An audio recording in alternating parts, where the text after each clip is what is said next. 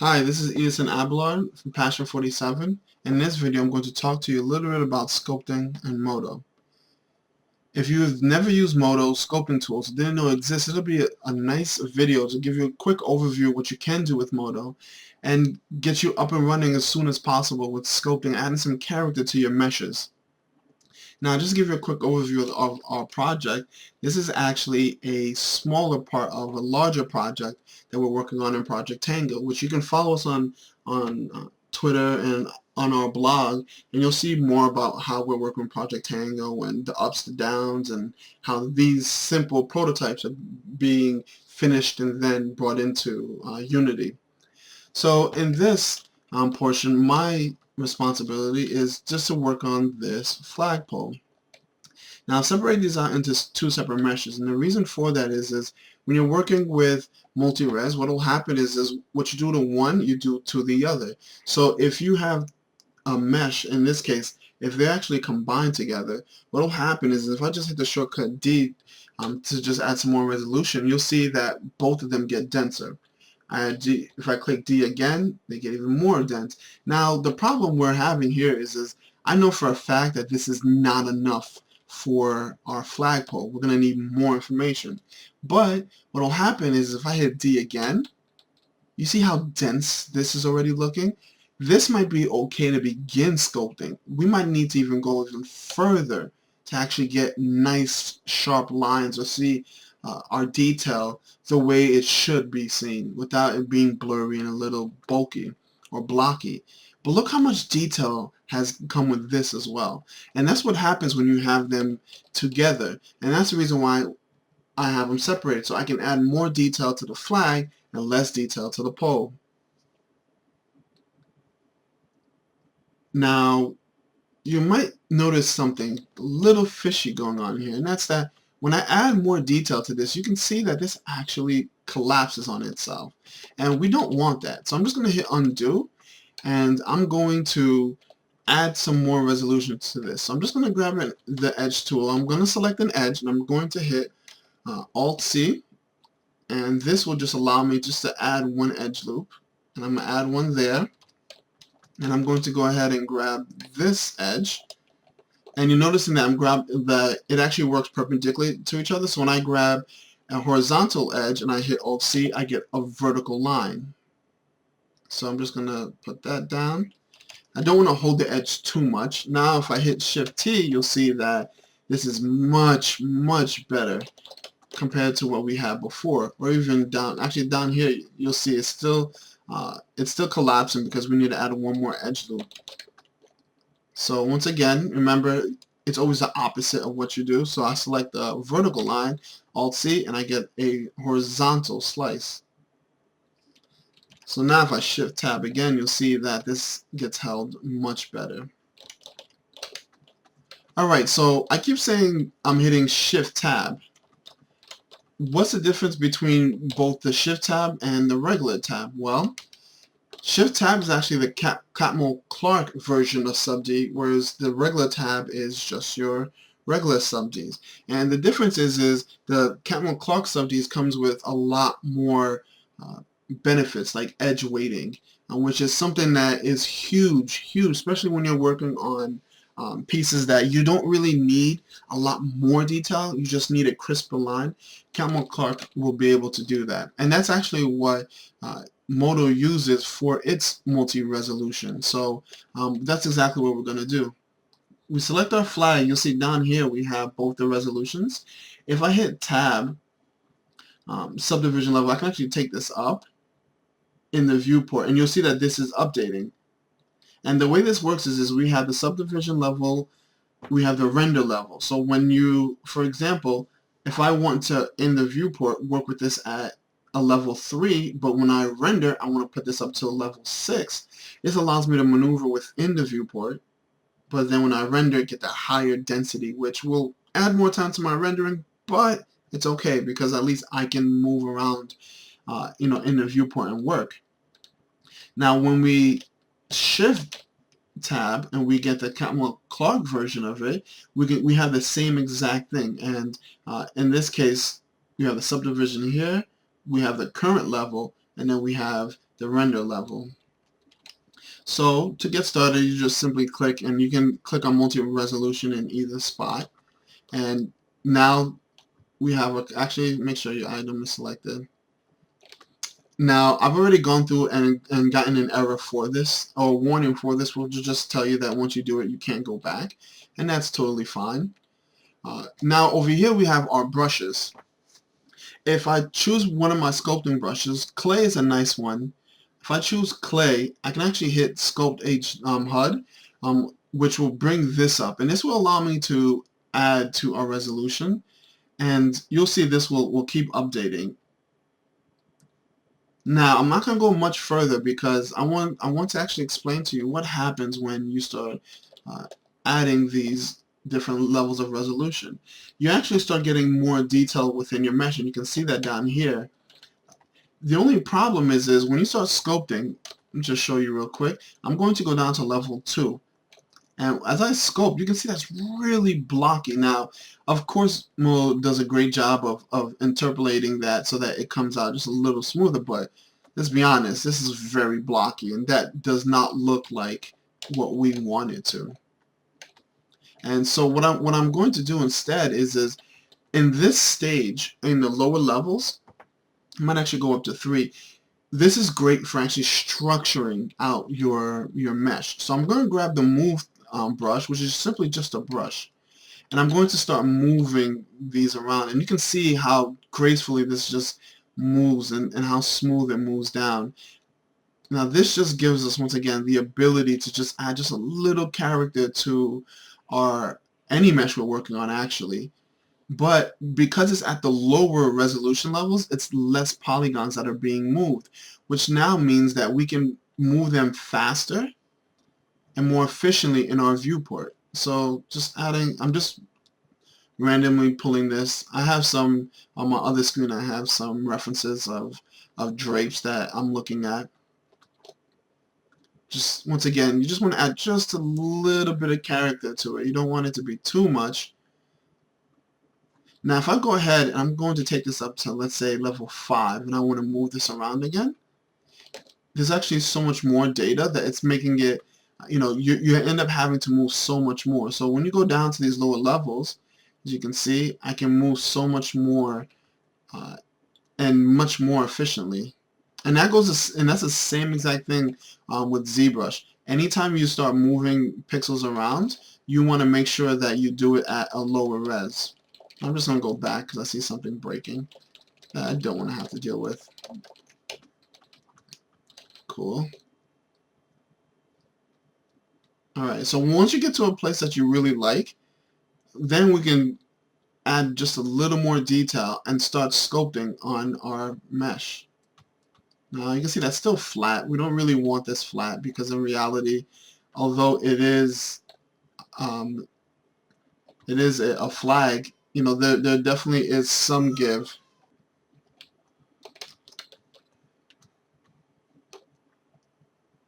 Just want to bring this up just a little bit. Cool. Now I don't want this to be completely even, and I do know that it's often used in many workflows to have both sides be exactly the same, so you can just mirror it over. I don't want to do that, and the reason for that is this mesh itself is already getting used multiple times. It's going to be repeated throughout here, and so by having it be literally identical on both sides, then repeated, you just feel like you're always looking at the same thing over and over again. So I just want to separate and just give it just a little bit of life. Now that we have a base that we really like, I'm just going to increase our resolution real quick, and I'm going to go back to our clay and see how that looks. Bring down the size of our brush real quick. And you can see that's much smoother, much smoother. Now there are different brushes that you can use here. Each has their own strengths. Spin will actually spin, you see. It does add just a little bit of character to it, but you can spin some of these around. You have center pinch, and if you hold this down, you actually have different types of pinches that you can use. But you can see it just pinches this up a little bit. The other one, the ones that I would say I typically use the most is probably the clay, the smooth, and the carve brush. Maybe the scar and the carve can be just a little bit interchanged, and those just give you a little bit of detail. So the carve brush, you can see, carves right into the mesh and pushes it back like that, and that might be useful for many things. You can actually invert, which is what I did here. So by default, the carve brush actually carves into the mesh. If you hit Control, you can actually get it to do the inverse. So I'm just going to take this down, and I'm going to do 2 strokes. I'm going to do the first one to carve down. I'm going to do the second one to actually carve up.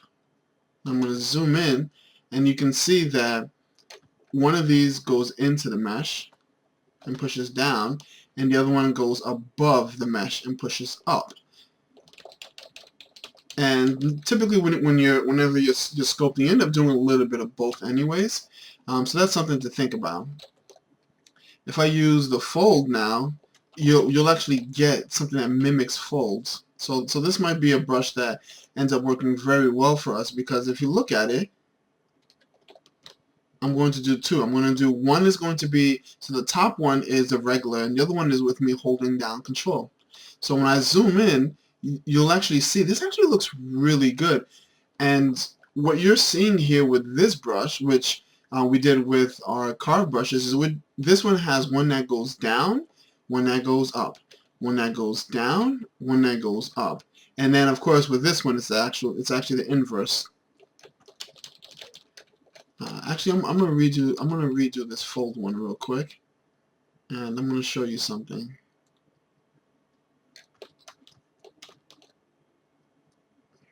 So this isn't going to be a final one. I just want to show you what you can do with still any brush selected. You can hit Shift and actually smooth this out a little bit. So let's say, this got out of hand, and I'm just like, ooh, instead of having to hit undo multiple times, you can actually hit the Shift key, and you can actually smooth this out a little bit. So you can see it just starts to smooth out, the vertices just so slightly. So you don't have to click on the smooth tool and smooth out this way. You can actually just hold down Shift, and you get the same exact tool. So that's awesome. Now what I'm going to do is I'm just going to duplicate this, because you just never know what's gonna happen. So I'm just going to duplicate that and just hide that, and we're just going to continue sculpting on this mesh. I've set some shortcuts for this, which I'll definitely do in a later video, I promise. And I actually created a shortcut for the command save sequence. No, sorry. So what I want to do is let's say I move this around, which, like I said, I'll show in another video. But if you want to save incremental, not save sequence, if you want to save incremental, I actually added this shortcut, Alt Shift S, just so I don't have to do this over and over again. So let's go back to fold, and let's say I want to make sure, which I actually have locked borders here already, but let's say I want to make sure that the borders don't move, because I really like how they're looking. I can actually paint this down, and all I'm doing is just painting this mask on here. Now this only works when you're using sub D. So if you try to mask out, you're like, how come my mask isn't working? You can't actually do that unless you're using the sub D, the Catmull Clark. So let's say I don't want those, that part of the edge touched, but I really want to get something nice within this section.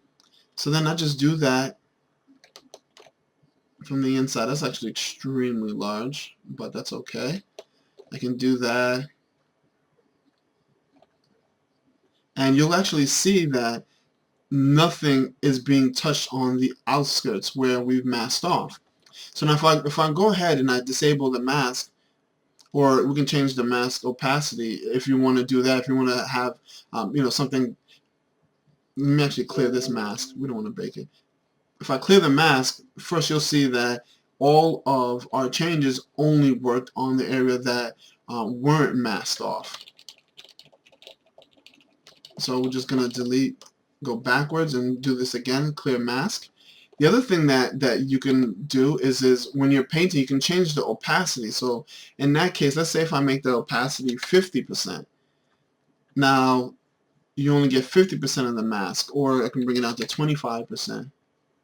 You get 25% of the mask. And so when I go back and I use the clay, you'll see that we can still get some of the brush within this area, and that's because the masking isn't 100%. So if I go back and I set this to 100% and I just paint the mask real quick, you'll see when I do go and use the clay brush, you'll see that we end up having a hole in here because that area can't be touched. So that's masking. Down here in our brush section, we have the different types of brushes we can use. You'll actually see this changes here, and we have an alpha that ends up setting just how rough the indentation is, and you may end up having let's say if you want to use shapes on here, you can also use shapes. You can import an alpha mask and use that as well. You have this nozzle which gives you something more attuned to an airbrush. You see how that was just really nasty, but it gives you more of a speckle. As I click, you can actually see multiple areas getting touched, and that's what you get with a nozzle.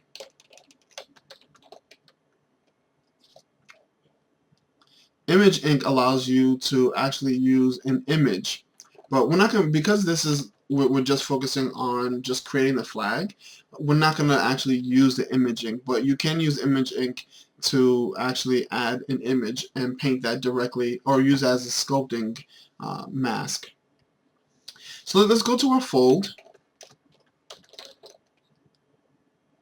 and let's just go ahead and start this. Now, if you don't like that, actually we should turn off nozzle while we're at it, and you'll see that this will get a little smoother. Now, you're probably noticing that this is still just a little blotchy, and that can be fixed by going up. Ooh, yeah, we're getting to a really high count here.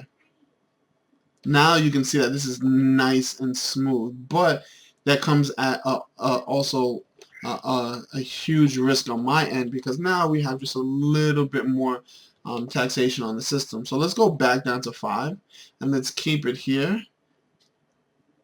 I'm just going to bring that down just a little bit, and I'm using a Wacom tablet, so I'm trying to control the flow just a little bit so that it's not as deep. And I just want to add a little more detail, make this just a tad bit smaller.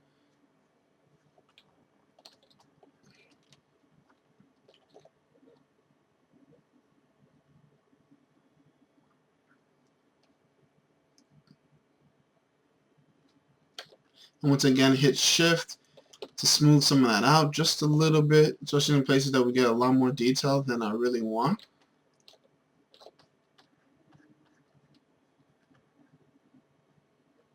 There you go. And we have a little bit rippling on both sides, which is actually really good, because it should happen on both ends. Add a little more detail there. You can see, because of specular, you can really see what we're working here with. I think that's fine. Sometimes if you can't see it very well, you may want to hit F8 real quick and actually bring this into, there you go. Just let that render out real quick. And then you can really see the shadow and see how this is looking. You can actually see some of this is really blotchy, so we're going to want to go in and smooth that out a little bit. But once again, this isn't, we don't want this to be super realistic. That's not what we're calling for. So just smooth that out just a little bit to get rid of some of that blotchiness.